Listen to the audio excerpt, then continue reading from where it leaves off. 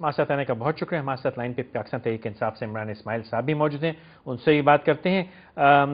لیکن عمران صاحب سے بات کریں. عمران صاحب, آپ کا کچھ دیر پہلے ایس ایم ایس آیا جب آپ نے یہ ذکر فرمایا کہ جو فوجی عدالتیں ہیں کراچی میں, سندھ میں, اس کی مناسبت سے آپ کہتے ہیں اس کا اختلاف کرتے ہیں. آپ نے فرمایا کہ یہی ثابت کرتا ہے کہ P M L N establishment کی جماعت. اس پر تھوڑی روشنی ڈالیے. جی تھینک یو فیصل.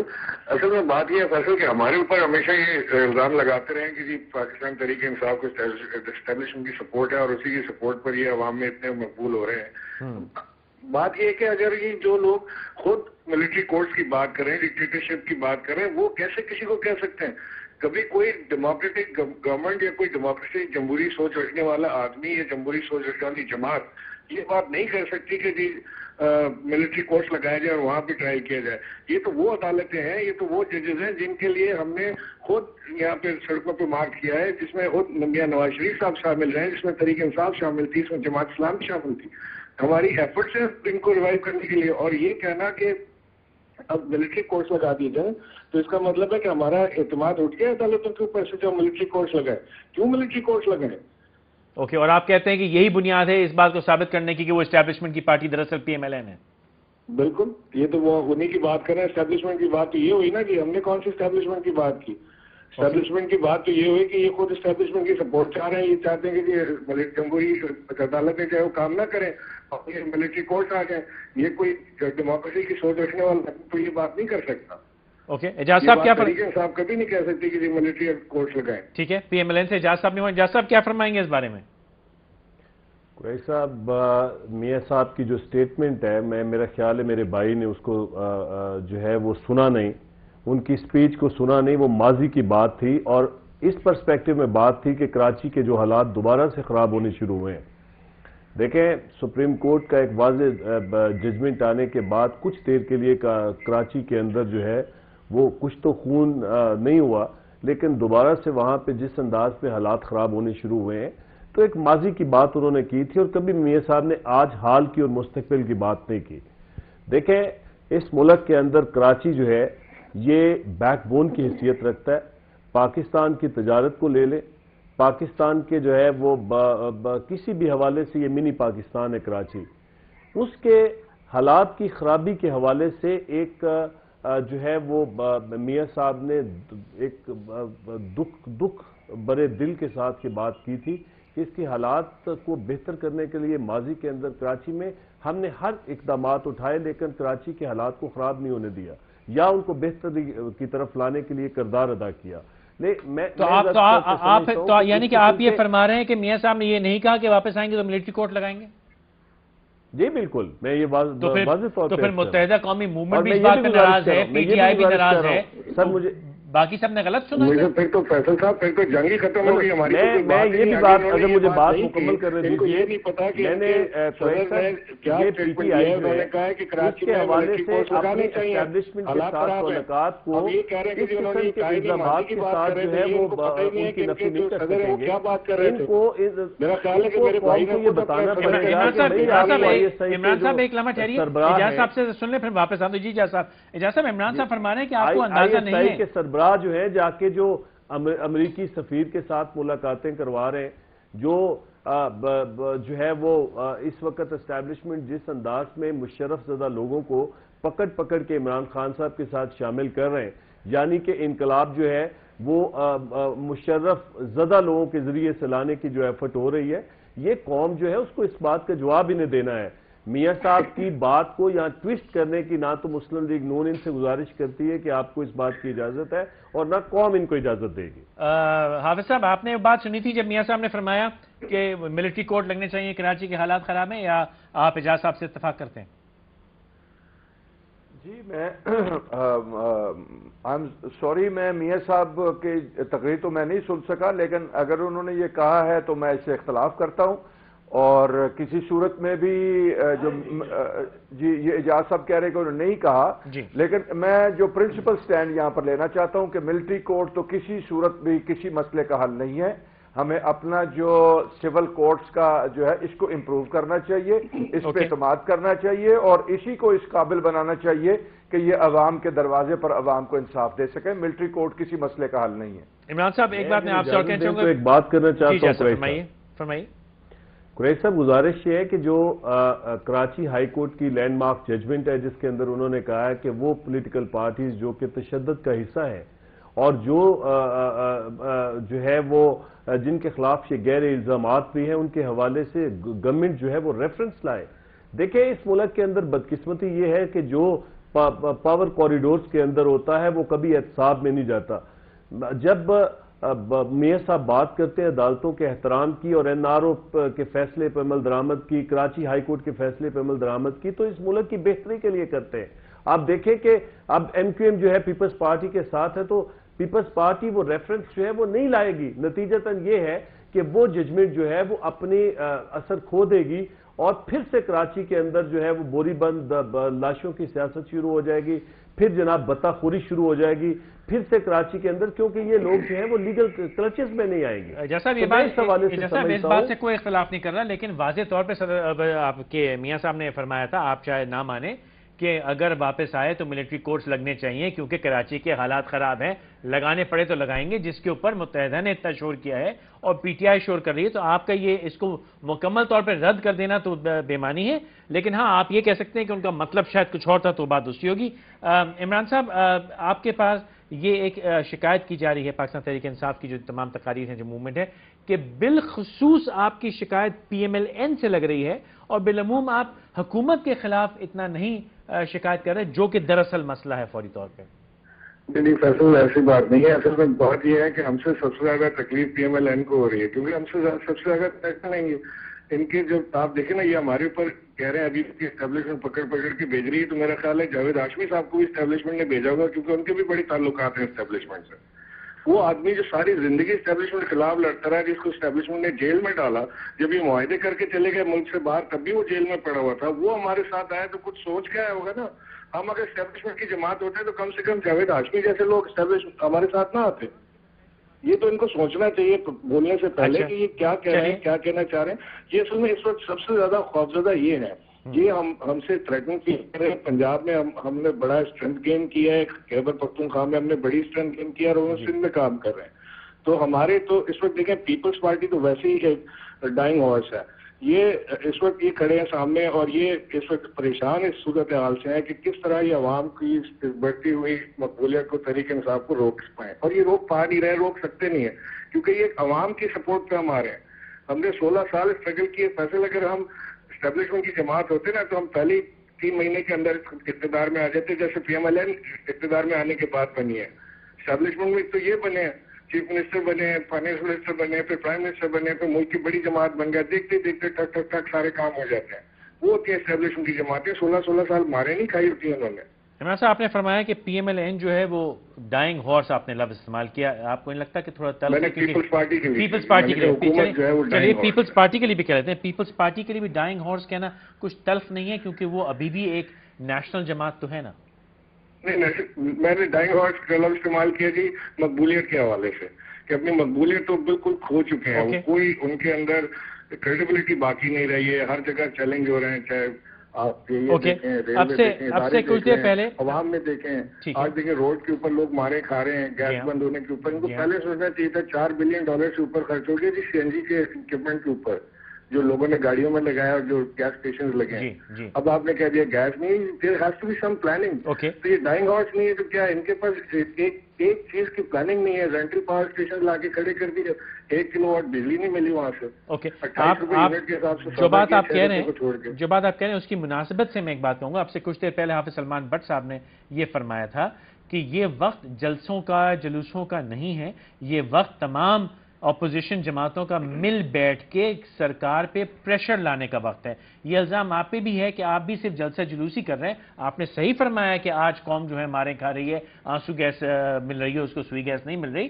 ایسی سچویشن کے اندر پاکستان تحریک انصاف بھی اپنا کوئی مثبت رول، اب یہ تو نہیں کہہ سکتے ہم کہ پاکستان تحریک انصاف کوئی کمزور جماعت ہے، اب ایک بہت بڑی جماعت کی شکل میں پی ٹی آئی سامنے آئی ہے، تو وہ فوری طور پہ کوئی ریلیف دلانے کے لیے، دینے کے لیے نہیں، دلانے کے لیے قوم کو، نہ پاکستان تحریک انصاف کوئی کام کر رہی ہے اور نہ ہی پی ایم ایل این کوئی کام کر رہی ہے۔ عمران صاحب فیصل ہم تو اویئرنیس ہی دے سکتے ہیں لوگوں کو, ایک امید دلا سکتے ہیں جو ہم دلا رہے ہیں لوگوں کو, امید بھی دلا رہے ہیں, اویئرنیس بھی دے رہے ہیں لوگوں کو. نہیں عمران صاحب, معذرت صاحب میں قطع کلامی کرنی ہوگی, اگر آپ صرف امید ہی دلا سکتے ہیں الیکشن سے 1.25 سال پہلے تو پھر تو بات بے معنی ہوئی, کیونکہ آپ کے پاس عوام کی, آپ کہتے ہیں کہ عوام کی طاقت آپ کے ساتھ ہے اور آپ جلسوں کی گنتی کہتی ہے کہ عوام کی طاقت آپ کے ساتھ ہے, تو پھر تو میں اگر ہے ایسا تو پھر تو میں سمجھتا ہوں آپ کے پاس طاقت ہے. اگر ہم اس عوام کو لے کے, اس طاقت کو لے کے روڈ پہ نکل جائیں اور سول نافرمانی کی طرف جائیں, کر سکتے ہیں, یا ہم شہر کو بند کرنے کی طرف جائیں تو انارکی ہوگی. سول نافرمانی ہی ایک طریقہ نہیں ہوتا. سولوشن موجود ہے جی, مڈ ٹرم الیکشن ایک سولوشن ہے, اور دوسری گورنمنٹ کے اوپر پریشر ڈالنا ایک سولوشن ہے, اور یہ جلسوں سے ہی گورنمنٹ کے اوپر پریشر ڈال سکتے ہیں ہم. اور کس طرح پریشر ڈالیں؟ اسمبلی میں تو ہم ہے نہیں, جو اسمبلی میں بیٹھے ہیں وہ ان کے منہ میں زبان نہیں ہے, وہ بول نہیں سکتے وہاں پہ. اگر آپ 4 سال بعد تو ان کو پتہ لگا ہے کہ جی یہاں پہ, اگر آپ ناراض نہ ہو تو میں ایک بات سپورٹ کر رہے تھے. عمران صاحب اگر ناراض نہ ہو تو میں ایک بات کہوں گا, شاید آپ کو اچھا لگے, لیکن جلسوں سے وقتی انٹرٹینمنٹ اور موٹیویشنل سپیچ ملتی ہے, معاملوں کا حل یا گورنمنٹ پہ کوئی پریشر نہیں آتا. گورنمنٹ کو پتا ہے 5-6 گھنٹے کاٹ کے گھر چلے جانا ہے. حافظ صاحب آپ اتفاق کرتے ہیں عمران اسماعیل صاحب کی بات سے کہ ہم جلسوں سے ہی پریشر ڈال سکتے ہیں, کیونکہ کچھ دیر پہلے آپ نے کہا تھا کہ وقت جلسوں کا نہیں ہے, کیا کہیں گے حافظ صاحب؟ جی دیکھیے فیصل صاحب, بات یہ ہے کہ جلسے 2 قسم کے ہیں. ایک وہ ہے جس میں آپ اپنے ورکر کو, اپنے آئیڈیالوجیکل جو آپ کے سپورٹر ہیں ان کو منظم کرتے ہیں تاکہ ملک میں اگر کوئی انارکی پھیلنے جا رہی ہے تو اس کا مقابلہ کیا جائے اور اس کو قابو کیا جائے, اور ملک جو ہے وہ کسی 70 کے حادثے کی طرح دوبارہ نہ کسی حادثے سے دوچار ہو جائے. یہ تو ایک بہت ضروری ہے, اور اس قسم کے جلسوں میں آپ کو بتانا ہوتا ہے کہ آپ کی پارٹی کا پروگرام کیا ہے, آپ کس نظریے کی بنیاد پر اس ملک کی معیشت کو کس طرح سے لوگوں کے سامنے لائیں گے, اس ملک کے نوجوان کے لیے آپ کیا اٹریکشن رکھتے ہیں, اس ملک کے مزدور کے لیے آپ کے پاس کیا پروگرام ہے, اس ملک کے کسان کے لیے آپ کے پاس. تو یہ ایک نظریاتی لوگوں کو منظم کرنا اور لوگوں کو انارکی کے خلاف آرگنائز کر کے کھڑا کرنا, یہ ایک الگ بات ہے. لیکن جس قسم کے جلسے ہمارے دوست نون لیگ سے یا پی ٹی آئی کے ہمارے دوست کر رہے ہیں, یہ شو آف سٹرینتھ ہے. یہ شو آف سٹرینتھ تو ہوتی ہے انتخابات کے قریب جا کر کے, تاکہ لوگوں کو بتایا جائے کہ پبلک ہمارے ساتھ ہے اور ہم ووٹ کی طاقت سے اگلے انتخاب میں ایک حکومت حاصل کرنے جا رہے ہیں. تو میں نے جو کہا تھا وہ یہی تھا کہ اس وقت پی ٹی آئی نے لاہور میں, کراچی میں اور دیگر جگہوں میں جو پروگرامات کیے ہیں, اس سے ان کی پولیٹیکل سٹرینتھ کو تو ایکسیپٹ کیا گیا ہے, اکراس دی بورڈ کیا گیا ہے. اب بات یہ ہے کہ سامنے آنا چاہیے ایک قومی ایجنڈا. ایک قومی ایجنڈے پر نون لیگ کیا کہتی ہے, پی ٹی آئی کیا کہتی ہے, جماعت اسلامی کیا کہتی ہے, جے یو آئی کیا کہتی ہے, کیو لیگ کیا کہتی ہے, اور پھر اس قومی ایجنڈے پر جو لوگ اکٹھے ہوں وہ مل کر کے منظم شدہ عوام کو ساتھ لیں اور تحریر چوک بن جائیں, تیونس بن جائیں, الجزائر بن جائیں, لیبیا بن جائیں, پرامن سیاسی جدوجہد جو ملک کے حالات کو تبدیل کرنے کے اندر پرامن طریقے سے اپنے دباؤ کو ڈالے. میں کسی انارکی کی بات نہیں کر رہا, میں کسی سول نافرمانی کی بات نہیں کر رہا. پرامن, کوئی ہاتھ میں ہتھیار نہیں ہونا چاہیے, کسی ہاتھ کے اندر کوئی آگ جلانے کے لیے تیل نہیں ہونا چاہیے. پرامن سیاسی جدوجہد کریے, بڑے دباؤ کے ساتھ ایک قومی ایجنڈے پر متفق ہونے کی بہت ضرورت ہے. اعجاز صاحب میں آپ کی طرف آؤں گا. جو حافظ صاحب نے کی بات میں سمجھتا ہوں بڑا وزن ہے. کیا ایسا ممکن نہیں کہ آپ کی جماعت بڑی جماعت ہونے کے ناطے, اور آپ اسمبلی میں بھی ہیں, کیا ایسی کسی موومنٹ, اور یہ ایک دوسرے پہ تم اسٹیبلشمنٹ کی ہو, تم اسٹیبلشمنٹ کی ہو, تم یہ ہو, اس سے بالاتر ہو کے کیا آپ تمام جماعتیں مل کے عوام کی جو اس وقت مسائل ہیں اس کے لیے کوئی کام نہیں کر سکتے؟ اور کیا پی ایم ایل این ایک بہت بڑی جماعت جو کہ اسمبلی میں بھی ہے, اس کے بس میں یہ نہیں ہے ایسی سچویشن کو لیڈ کرنا؟ باقی تمام جماعتوں سے پی ٹی آئی بھی ہے, ان کو ملا کے آگے چلنا. قریش صاحب, یہ ہم نے تو بالکل اسمبلی کے اندر بھی, ابھی میرے بھائی نے اتنی ساری باتیں کر دی ہیں, ان کو خود احساس نہیں ہے کہ وہ کیا کہہ رہے ہیں. مسلم لیگ نون نے پوری قوت کے ساتھ قومی اسمبلی کے اندر اور سینٹ کے اندر عوام کے مفادات کی اور ان کے مسائل کی حل کی بات کی ہے. جناب آپ نے تنہا کی ہے, سوال میرا یہ ہے کہ کیا آپ لوگوں کے ساتھ مل کے نہیں, آپ تنہا کر رہے ہیں جو کچھ کر رہے ہیں؟ میں اس طرف چل رہا ہوں جی. اور اس کے ساتھ بڑے لاؤڈ میسج جو ہے وہ مسلم لیگ نون کی لیڈرشپ نے ان جلسوں کے ذریعے سے بھی وفاقی حکومت کو دیا ہے, اور ہم نے کسی جگہ پہ پیپلز پارٹی کو اسپیئر نہیں کیا, contrary to P T I جس نے ہدف بنایا ہوا ہے. دیکھیں, ایک ہوتا ہے ایک قومی ایجنڈے کے اوپر پولیٹیکل پارٹیز کا مزاج بات کرنے کا، ایک ہوتا ہے تصادم کی پالیسی۔ اب پی ٹی آئی جو ہے وہ جس انداز میں جلسے کر کے وہاں پہ کبھی لانگ میچ، کبھی شارٹ میچ، اور کبھی جس قسم کی باتیں کر رہے ہیں، یہ سارے کے سارے جو ہے وقت سے پہلے الیکشن میں جانے کی اعجاز صاحب معذرت کے ساتھ میں قطع کلامی کروں گا، یہ میچوں کا کام تو آپ نے شروع کیا تھا، انہوں نے نہیں کیا تھا۔ دیکھیں وہ تو میچ آج سے 35 سال پہلے کھیل رہے ہیں، لیکن فرق یہ ہے کہ وہ جو ہے وہاں کرکٹ میچ کھیلتے تھے، لیکن یہ پچ جو ہے سیاست کی پچ اس سے ڈیفرنٹ ہے۔ ان کو یہ احساس کرنے کی ضرورت ہے کہ ملک کے جو آج حالات ہیں اس کے اوپر عوام کے مفادات کے اوپر کنسنسس کیا جائے۔